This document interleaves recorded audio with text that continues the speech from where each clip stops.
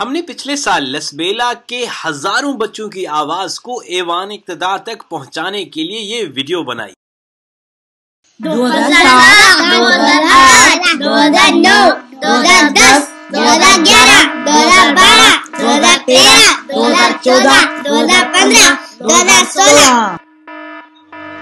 हर 12 महीने बाद साल बदल गया और ऐसे कई साल बीत गए, लेकिन पॉलिटेक्निकल कॉलेज और रेजिडेंशियल कॉलेज की अधूरी इमारतों ने लसबेला का हाल क्यों नहीं बदला?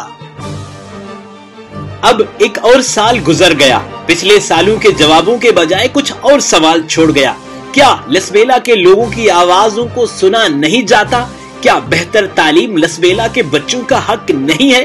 क्या ऐवान इक़्तिदार में बैठे लोगों के लिए तालीम तरजीह नहीं है? अगर है, सूबे और मरकज में लसबेला की नुमाइंदगी होने के बावजूद लसबेला के ये दो अधूरे तालीमी मंसूबे मुकम्मल क्यों न हो पाए? कैसे पढ़ेगा लसबेला? कैसे बढ़ेगा लसबेला?